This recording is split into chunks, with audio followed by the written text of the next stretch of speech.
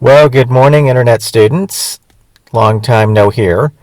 I'm actually recording from the great state of Montana, and I'm traveling today, so I just pulled over at some guy's farm here out in the boonies and watching some cows and sheep and goats and horses, and just a beautiful scene today. So let's get right into it. Tools and equipment: nail gun, compressor, nails, hammer, circular saw, socket wrench, subfloor, caulking, 2x10 boards, 3/4 inch OSB, subfloor which comes in 8x4 sheets, tape measure, chalk line, tool belt with ample supplies and proper attire. Step 1. Planning the milestone. Okay, so we're back in this video, and this is going to be about subfloor. And when we're done, you should be a professional at putting up rim joists, floor joists, and also your OSB floor, which is your top sheet. Step 2, insert the goulam beam. So first up is going to be a beam that's going to support the entire structure of your home. It spans the entire length of your basement or crawl space. If you recall, in the last step, you've actually made beam pockets by placing styrofoam into the pockets, and then when you filled up your wall with concrete, it actually formed a beam pocket for you, and then the beam sits right into that pocket. The crane operator will hoist the beam up for you. You will probably be standing inside your basement and have worked out hand signals with him, and then they will place it securely into the pocket. What you want is to ensure that you have the correct leveling and also the correct shims in place, and that should be enough to correctly set the beam at this point. So step 3, inserting beam poles into your basement. Now, once the beam is set, before you put up your subfloor, you're going to want to secure the beam because it is such a huge span. Mine was actually 44 feet long and some change. You're going to insert poles. I think I put 7 metallic poles to support this beam structure. And of course, the metal poles are better than wooden poles because they have a little jack at the top, and you can just take a crescent wrench and actually unscrew them or screw them up and to make the beam very level. But you want supports inside your basement floor to hold up this beam as your subfloor goes on. Remember that your subfloor floor joists will overlap on this beam in the center, and that's what holds up your entire subfloor. Just FYI. Step 4, sill plate. Okay, so the next step is you have pressure treated lumber already delivered, and what that's going to do is allow you to cut the proper span and also have the proper attire, with the sill plate itself. These things lay flat on your concrete wall, and then it's actually what your floor rim joist will nail into when we get to that step down below here. So lay out the 2x8 pressure treated lumber around the perimeter of your concrete wall. You're going to actually cut them. Remember that you had put 2 anchor bolts in each corner so that you have one for each run of the sill plate from the corner outward. And then make sure that you don't insert the sill plate so that it takes up both anchor bolts. You just want to make sure in the corner that one sill plate going out from the corner has one anchor bolt, and then the opposite direction from the corner, the other sill plate takes up the other anchor bolt, as you can see from the picture here. You want to tighten down every nut very tightly. You're going to use washer and then lock washer and a nut, which screws on to the anchor bolt itself sticking up. And then lastly is when you have the sill plate down, you want to go ahead and take another measurement just to ensure that it's still square, and then your remember that your rim joists are going to have to be exact to the dimensions of the log package that's coming out. So if your floor is 44 feet by, let's say, 22 feet, you want to make sure that you not only have 44 feet by 22 feet in the exact dimensions of the sill plate, but that it's actually square as well. So you don't want a rhombus. Tip: be sure that the corner pieces are flush with each other and that the sill plate butts have separate anchor bolts to secure it. And then also make sure that the sill plate covers the beam, the goulam beam that you inserted lengthwise across the basement. As you can see, it all ties in nicely. You can even secure the sill plate to the actual goulam beam if you want to. So, step 5, rim joists. So next step is take the lumber that was delivered. It's going to be 2x10s. These don't have to be pressure treated, but my blueprints called for 2 stacked back to back for a rim joist. So it was 2 2x10s that were stacked together. Now you're not going to lay these flat on your sill plate. The rim joist actually goes vertical because that's what's gonna create a pocket for your floor joists, which are going to be 2x10s going across at every 16 inches on center.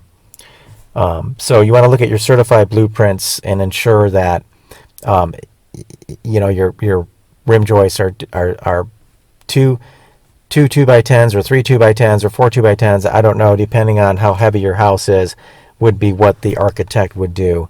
And again, it's always good to have a certified architect write up blueprints for you because they've done all of the calculations and loads and load-bearing walls, and they know exactly structure and beams and types of beams and floor joists and rim joists and poles and then they also take liability too. So your architect will take full liability if you build your house to specifications and it collapses. You are not liable. So that's why it's very important to have a certified architect instead of building this out of thin air. If you're not a builder like me, it wouldn't make sense to dream up something in your mind and then go start to build it because you don't understand civil code and load-bearing walls and also civil engineering that goes into this as well. So, all right. So, tip: in the corners, you want to double up the boards and interlock them. For instance, on the outer rim joists, the board that overlaps will be the board that overlaps the inner joists. And now that you have the first corner secure, use your nail gun and tack the outer and inner rim joists together, and then tack them to the sill plate. It is also a caution to overlap any long runs of the inner rim joists in advance of a termination point of the outer rim joist. So in other words, you don't want, since these are 2x10s by 12 feet, I mean, if you have a 44-foot run, you don't want the termination point of the inner rim joist to be right at about the termination point of the outer rim joist. You want the termination point to be about halfway down. So if it's a 12-foot 2x10, you want a termination point, let's say, of the inner rim joist to be about 6 feet down on the outer rim joist. So that way it gives it strength. Step 6, removing the scaffold. This is very easy step, ancillary step. Remember that you're going to have to remove the scaffold out of the basement.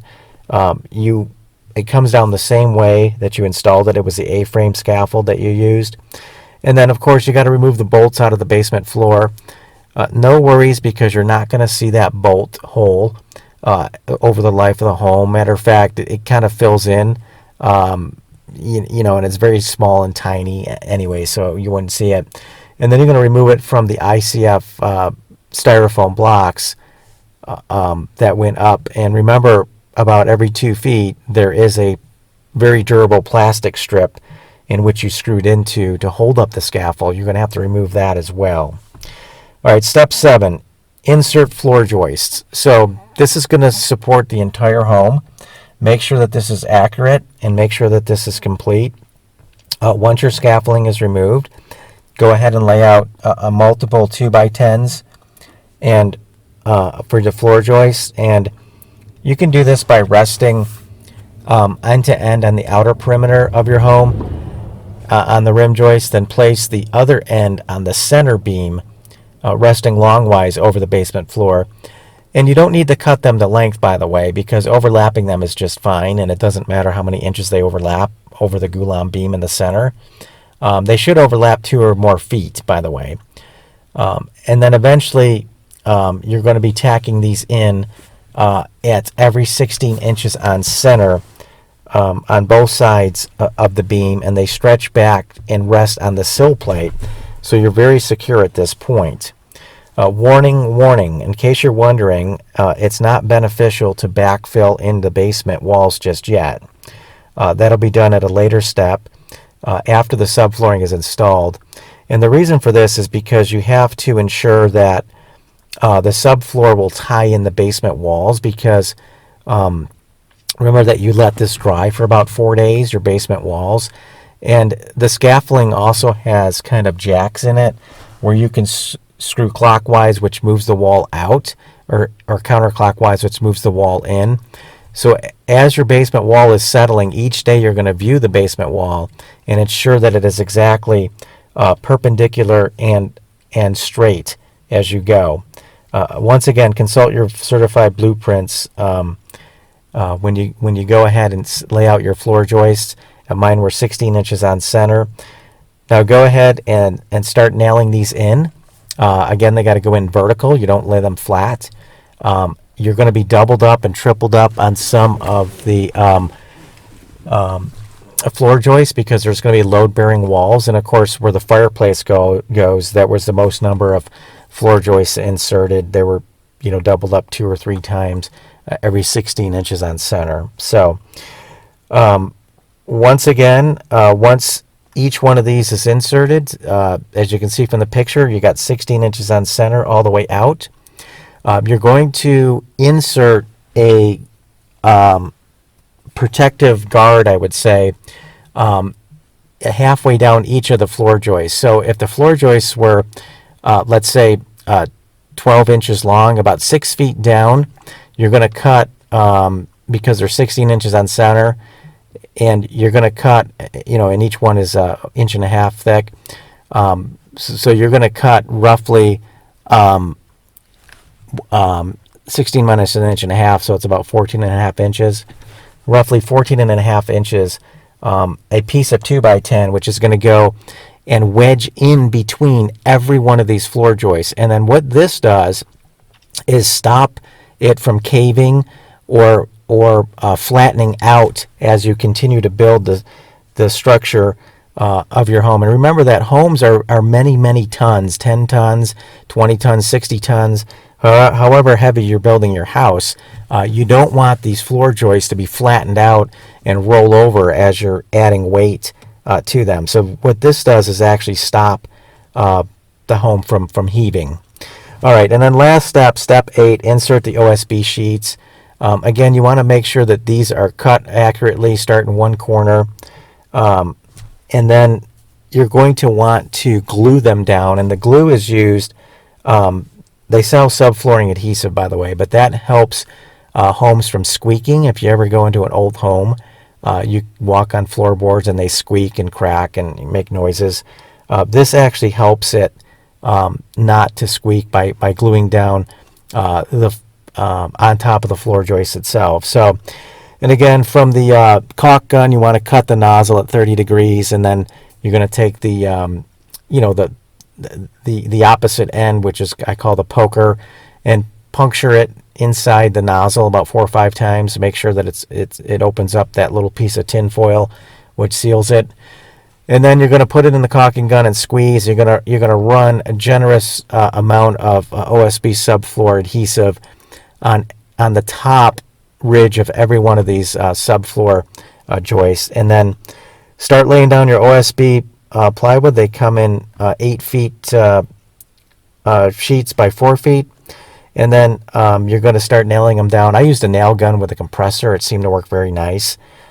Tip: for safety, I would place planks of 2x12s from the edge of your property, which it would go over the actual hole that you dug for the basement out, and then overlap that to the edge of your OSB.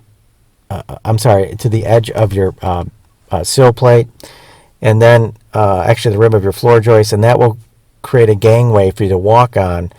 And then what you're going to do is, continue with that ramp, and then you can start hoisting up sheets of 4x8 OSB, and then any other tools that you might have, a compressor, a nail gun, nails, everything like that will actually be done through hoisting this up. So at this point, start in one corner, start nailing down very rapidly, and then once this is done, you should have all sheets of your 4x8 OSB subflooring done. And then, of course, if you happen to have a basement or a crawl space, you might want to have a staircase that goes down into it. So you need to pick a corner out, and you can cover this corner later on if it's a crawl space. And you want to create that staircase that actually goes down into your basement or crawl space, and that way you can use the 2x10s, that you had for your staircase, or any other type of staircase method that you have planned for that. So, and then in closing, be sure to click the thumbs up button below, subscribe to the channel, because the more subscribers we get, the more money we get. I think for every 100,000 subscribers, we might get $2 or $3, which is not bad, by the way. But and then you can go out to our website and give a $5 tax deductible donation at www.university1310.org, and then where our resources are currently free on homesteading, and then also legal defense, and also activism for conservatives.